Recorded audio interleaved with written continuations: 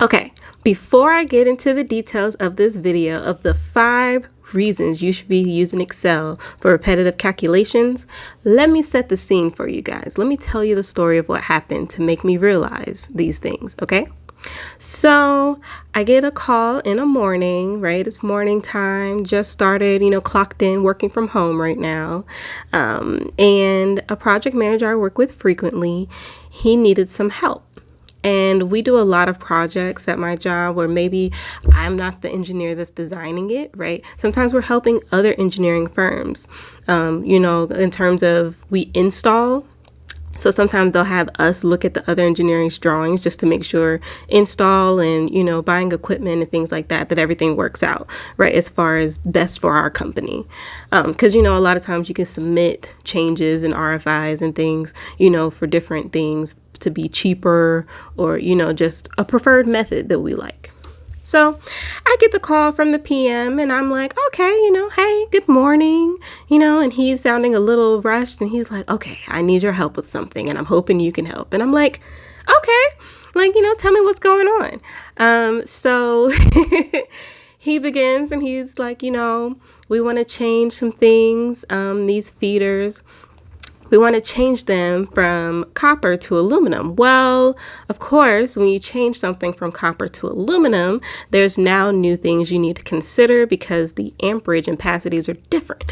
And the main key thing, which is what he wanted me to look at, was voltage drop.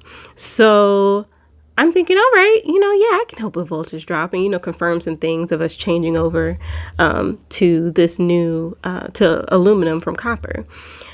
And I agree, to doing this before I knew all the details.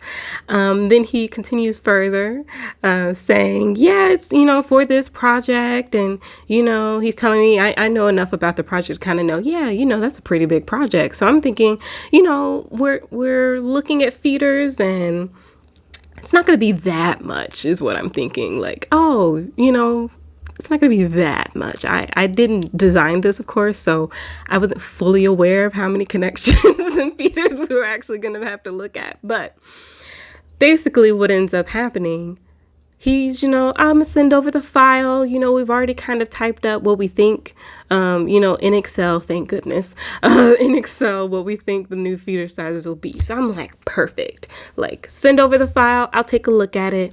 Then he slides in, yeah, we need this because we like to review with the other engineering firm, the people who initially designed it. We want to review with them, make sure they're good, with all these changes. So he was saying, yeah, in like 2-3 days. So I'm like, okay, that sounds cool.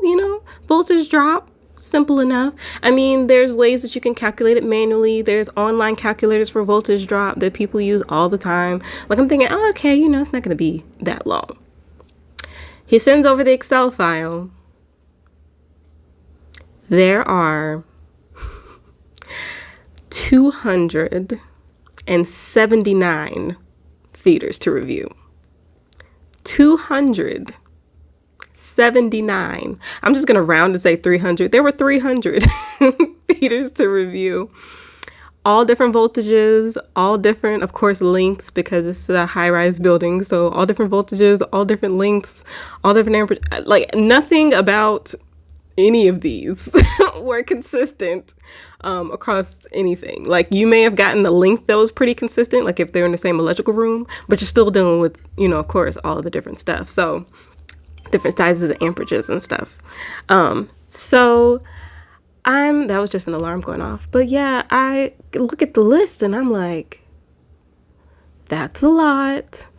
And anyone who knows me, whenever there's more than 10 things about 5-10 things I need to calculate or look up or, figure out, my gears are already going. They're like, there's got to be a way that I can get through this pretty quickly. And I love Excel. So Excel is always my go-to when I'm thinking through that process of there's got to be a way that I can do this. So luckily, like I said, the new feeder lengths written out like a typical tag would be, with all of it in one sentence or, one cell of I need 2 sets of, number 250, blah, blah. They're written how you would in the tag.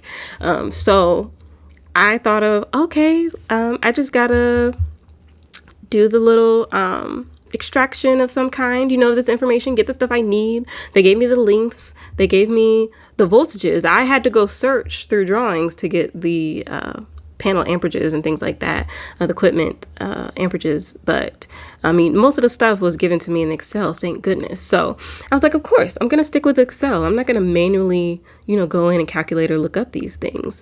So I set everything up. I tested it on a few different ones. So I, tried to change voltage and amperage, things like that, just to make sure, right? Compare my hand calculation to what I got in Excel, just to make sure for those unique cases, everything worked. So I, handpicked those 5, tested it, everything was good to go. Then I knew basically apply all at that point. So by that time, everything was done. Everything was good to go. That probably setup process took me maybe about 4 hours to really get everything in the Excel set up the way I wanted it to be, extracting all the information, doing all the calculation, sorting everything the way that I wanted to get it looking, how I wanted to. So basically by the end of the day, when I'm, done testing everything, applying, still spot checking a few here and there, later down the list, I'm pretty much done in a day. Needed it 2-3 days, I'm done.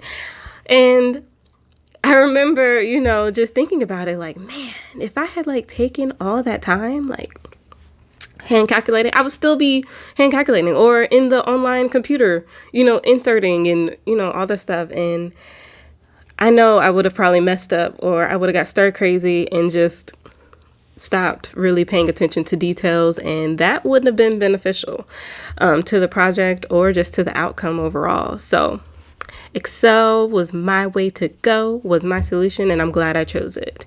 So now we can get into the details of 5 reasons why you should use Excel for repetitive calculations. Okay? So 1, Excel is a calculator. Okay? Excel is a calculator. If it comes down to calculations, I can almost guarantee Excel can do exactly what your manual calculator is doing. It can do exactly what your online calculator is doing. And the benefit is, once you apply it once, you can pretty much apply all. And on top of that, there's, if statements and other things that you can incorporate for case-by-case scenarios, certain variables we need to consider that it pretty much handles the thought process for you. So if you're like, oh, I have 120. Well, if it's 120, that means it's single phase, right? Boom. I didn't even have to go, and mentally just make sure, oh, I typed in a 1 versus a 3. It took care of that for me as long as you set things up correctly. Okay? So that's number 1. Number 2, like I said, it reduces the possibility of errors, okay? So that goes back to me saying those if statements and things like that. It already knows, right? If you tell it to check for certain voltages, check for certain this. But you can also make it to where it inserts data knowing it's already restricted parameters. So you can have drop-down list and all these other things included to where it's already self-checking for you. There's no way, right, in some of those cases, it could have entered a 120. And entered anything different than 120. And even if it did, you can run. So even when I was extracting that information from those block cells, let's say they had inputted something wrong and they said 102, right? Or they said, the size of the cable, instead of saying 250, like a number 250 kc mil, they said a 25, right? They forgot the 0. I can make a checker, right, that makes sure I can run through that cell and make sure everything lines up and matches something else, right? Another list that I have that it knows I have all the right information to perform this calculation. There's so many checks and balances that you can do to help reduce errors. So that's number 2.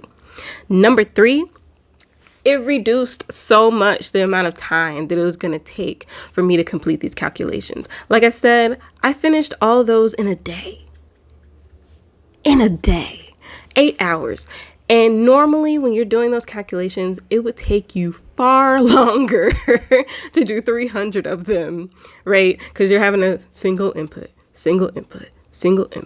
right? And then I'm sure at some point you get stir crazy and you're like, did I type in 480 or did I type in 408?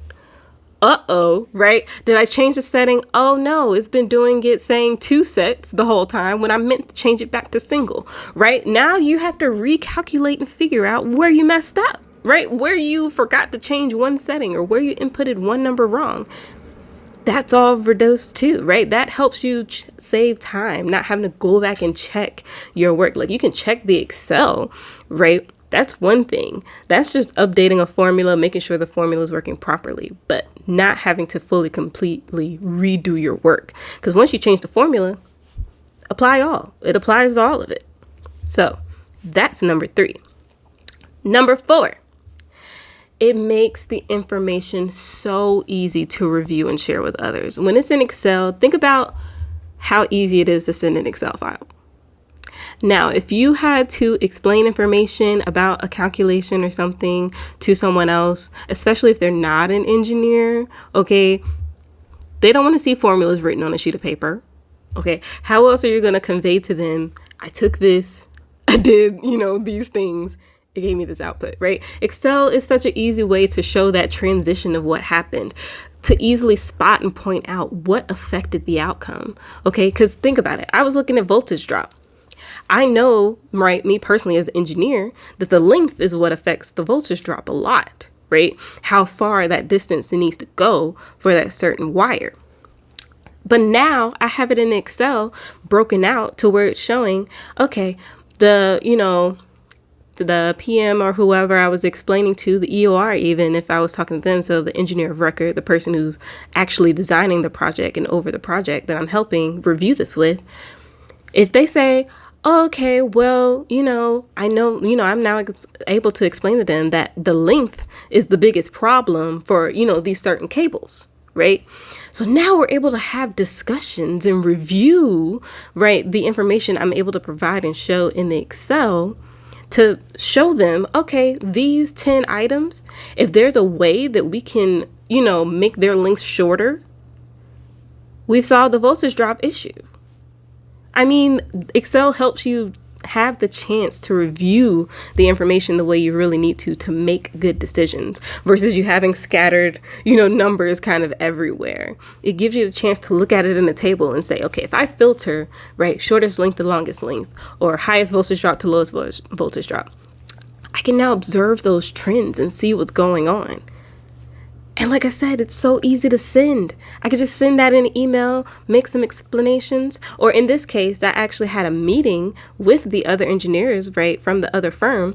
I was able to screen share. We were able to walk through all the decisions, and assumptions I made, the things that I did as far as, the voltage drop calculation or things that I looked at from the drawing to get, verify certain links and things like that. Like, we were able to have the discussion and see how all those different things were playing a part and how we could adjust it to make the project better through a meeting, through sharing screens, because of course we couldn't meet face to face because of COVID, right? And things like that. So it was the way I was able to share it without somebody walking over to my desk, and looking at my sheet on my piece of paper, right, on my desk and saying, oh, da-da-da. Like, I was able to share my screen and show that information to them. Like, hello, Excel. Okay, but anywho. So that was reason number 4. And reason number 5 is when you set things up correctly. So I say correctly, not saying that there's one right way, but when you set it up in a way that's truly beneficial and something that can be used over and over again, guess what? That turns it into a template. A template means you now have something created that can be used for a future project. You've just saved yourself so much time for the next project. Because remember, it took me about 4 hours to set up the first file. 4 hours to set up that first file. So now what you're saying is, I have this set up, right? If I get the information in a similar way, or I personally input the information in the way it was originally gave to me, right? The rest of the file is already going to work and do itself. I don't have to use those 4 hours to set it up. It's already there for me. If those 5 reasons are not good enough for you of why to use Excel for repetitive calculations, I don't know what to tell you. But that's my story. Those are my 5 reasons. have discussions in the comments. Let me know what you think. Like I said, those are my 5 reasons for this particular case of why I love using Excel for repetitive calculations. I hope, I may have shook somebody a little bit and made them think twice about next time they have repetitive calculations to use Excel. But let me know. Let's discuss.